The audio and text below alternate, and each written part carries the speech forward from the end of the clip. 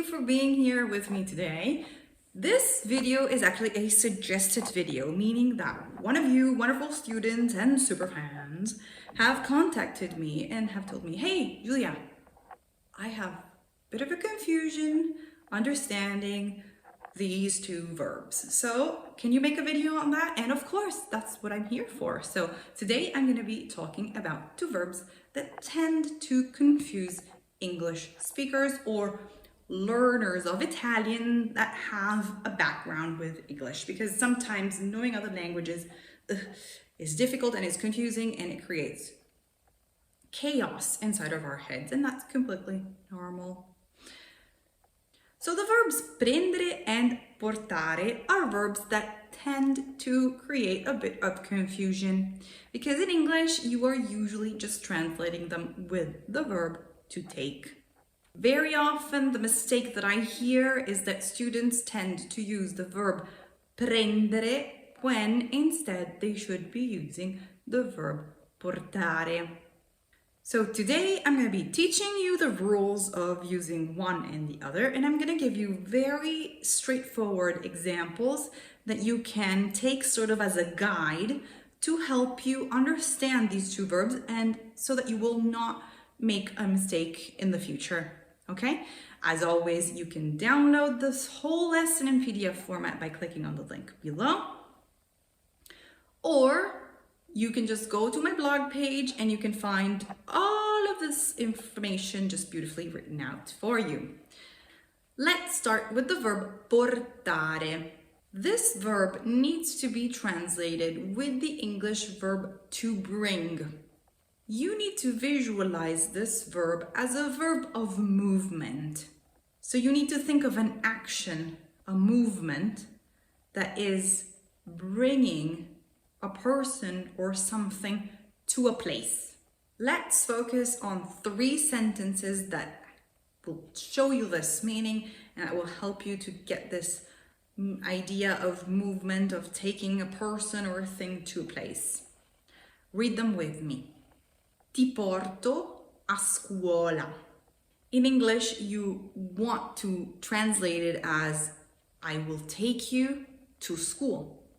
Okay? So you see that you tend to just want to translate it with to take. But this is actually bringing someone.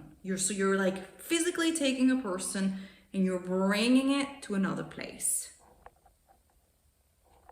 Let's look at the second example. Ti porto un caffè?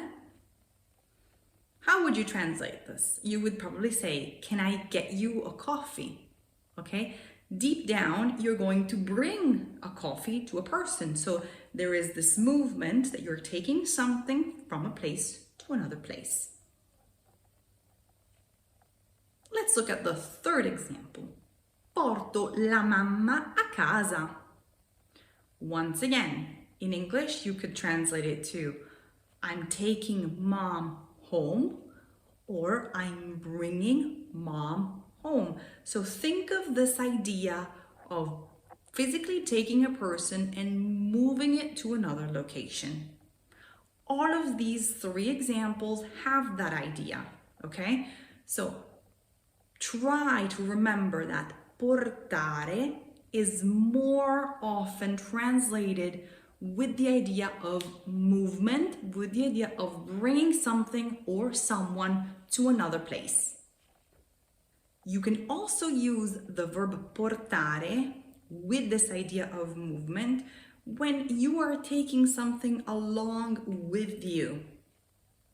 For example, portami un caffè, per favore. This means, can you bring me a coffee? So physically, the coffee is coming along with a person, okay? Let's look at another example. Porta la giacca. Bring a jacket. Physically, the jacket is coming along with a person. Portami un regalo da Parigi. Bring me back a gift from Paris. So the gift is coming along with a person. If in the first 3 examples, your translation could be more with take or get or bring. In these last three, you cannot make a mistake because you will literally translate portare with the verb to bring, okay? Let's now look at the other verb that causes confusion, which is the verb prendere. In order to not confuse yourself with the first translations, I suggest that you separate this verb and that you translate it in a different way.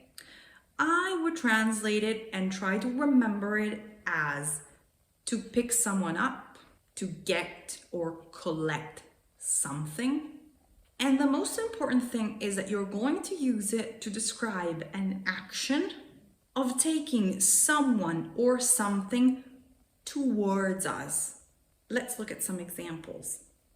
Ti prendo un caffè al bar. I'll get you a coffee from the cafe. So you're collecting it, you're picking it up, and you're taking it towards a person. Vado a prendere Maria a scuola. I'm going to pick up Maria from school.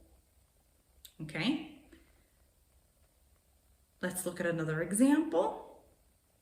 Gianni va a prendere I libri in biblioteca. Gianni is going to get, to pick up, to collect books from the library. If he's collecting the books, he's probably going to take them towards a place. Now, I know that all this sounds very, very similar, but I will give you two sentences that you can sort of remember and study to understand when you're using one and when you're using the other. I would say that these two are probably the standard ones that you can use as an example. And when you block yourself trying to use one verb or the other, go back to this example and go back to the meaning of these two sentences and ask yourself if what you are saying matches with this example. Look at these two sentences. Porto Luca a scuola. Prendo Luca da scuola.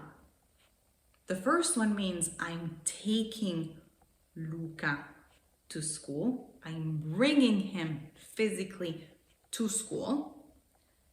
And the second one means I'm picking him up from school. So it's an action that you're picking up a person and you're taking it another place.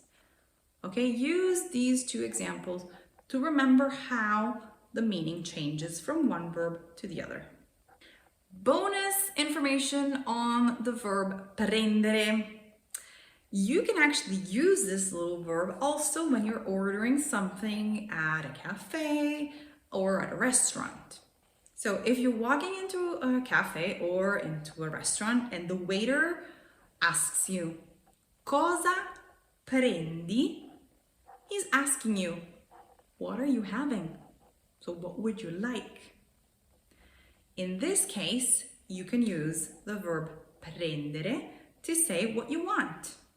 So you could say, prendo un caffè macchiato, per favore.